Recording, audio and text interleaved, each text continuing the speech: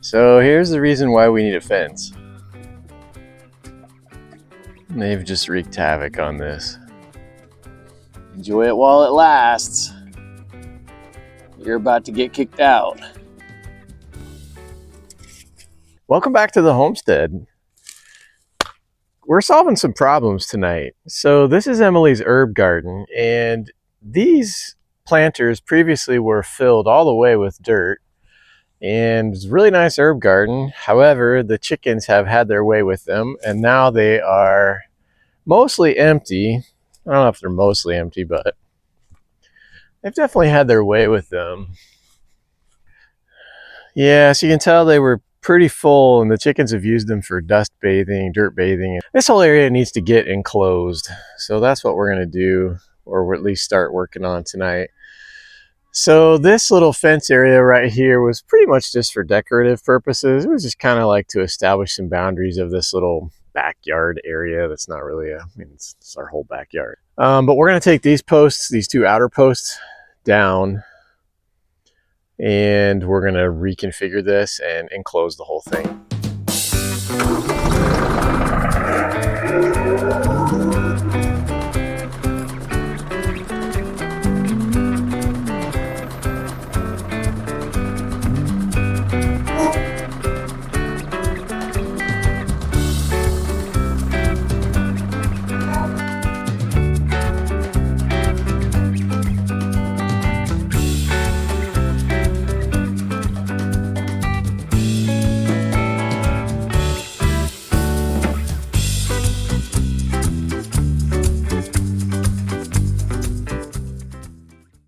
So the style of fence that we're going for in this herb garden, I haven't actually talked about it yet, but it's kind of a vintage look. The look that Emily wanted is a double woven wire vintage fence that you would find, I don't even know in what decade, mid 1900s, something like that. You'd find them like in around gardens, I think churches, cemeteries even. What else? Mostly just that kind of stuff. Just granny gardens. Granny gardens. We found salvage versions of them. They are kind of available if you can find them. They're crazy expensive. I found some replicas online. The prices that I found were in the $800 range for a 100-foot roll, but none of that's in our price range. So the idea that Emily came up with was to take 2x4 welded wire fence, which we have some extra around the property, and combine it with this scroll top border, which is available at our local farm stores. So this stuff's between $16 and $20 for a 20-foot roll, and basically just put our 2x4 welded wire. I did trim it down so that it fit the, the height that we wanted it to be. And then we're trimming down the scroll top, and we're basically just attaching the scroll top so that it gives it that double woven wire look that the vintage fences have.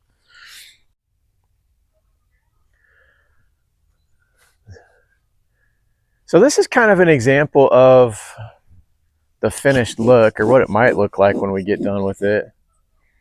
So we've just taken the scroll top border and we've just attached it right on top of the 2x4 welded wire. And then we're just sandwiching 1x3.5 or whatever fence boards on top of that, just to cover up the union between the two. So here's an example down here of what we've got. Just trim these off, staple it all up, and then boom, fence board on top to secure it all nicely in place and conceal that joint between the two. You think it fits what you're looking for? It does. Definitely gives me the vibe of granny garden fence, vintage.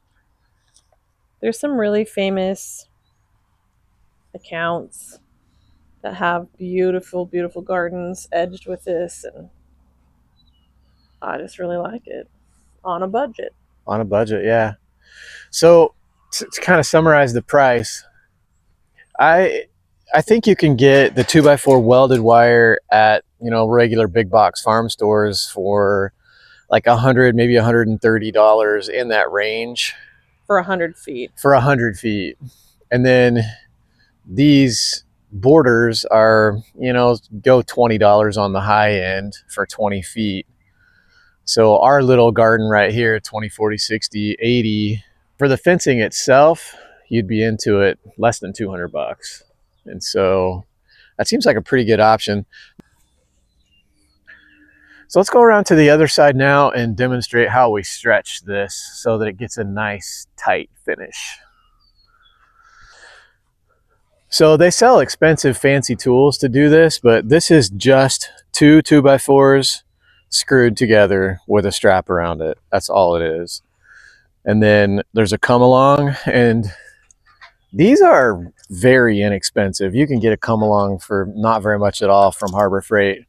I'm using the tractor just because I have it, but you wouldn't need to. If you had a hitch on a truck or an SUV or a van or something like that, you could hook it right up to that. So literally all I'm going to do now is just pull it tight. So I'll just pull it. Don't have like ripples and waves. Of course, all my boards aren't perfectly straight, but. So now I'll just staple it in place, and then I can take the pressure off the come along and it'll be good to go. Just about right there.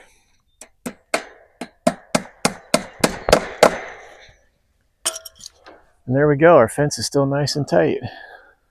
So now we'll go ahead and trim the scroll top border and get it attached. I'll probably stretch it gently in a similar way and get it on there and cover it up with some boards, and we're good to go. Before we get to the final product, we're going to make these chickens a deal.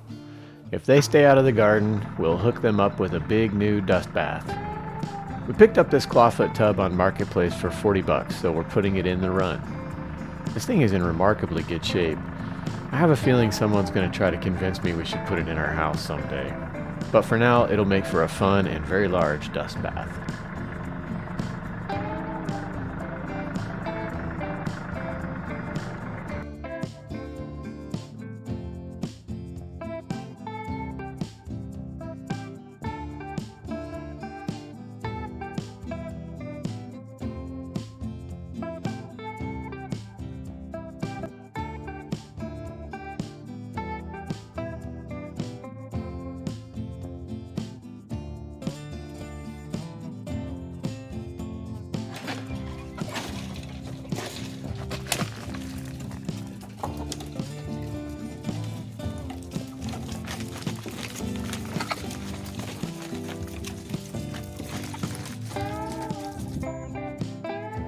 And here's the finished fence. Once the lumber dries out, we'll paint all of it white, including the fencing. That way it'll all blend into one. That's our rooster Bertram. Any Green Acres fans out there? Does this kind of look like a cemetery to any of you? It kind of does to us. We're liking it though, and so far the chickens aren't interested in hopping the little fence since there's so much other interesting stuff on the ground. Bertram approves. For their own safety, we don't let our chickens free range 24/7, so for the few short hours we let them out each day, we hope this will work.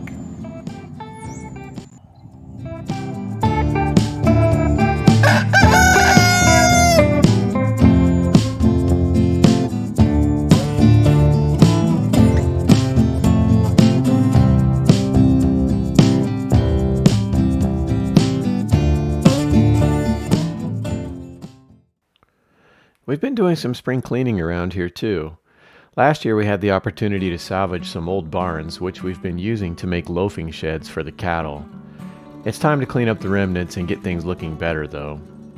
When you start a massive endeavor like a homestead, there's more projects than you can keep up with, and frankly that's one of the things I like about it.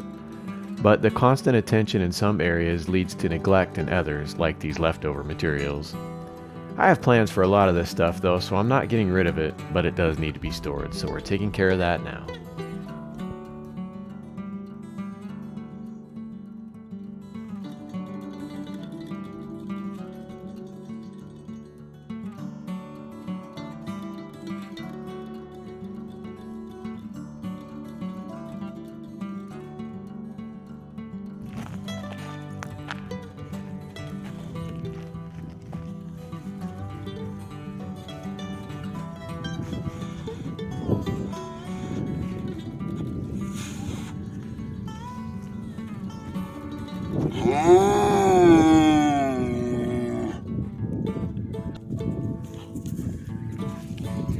You're a pretty fierce looking beast, Jesse James. Oh, that's what you wanted.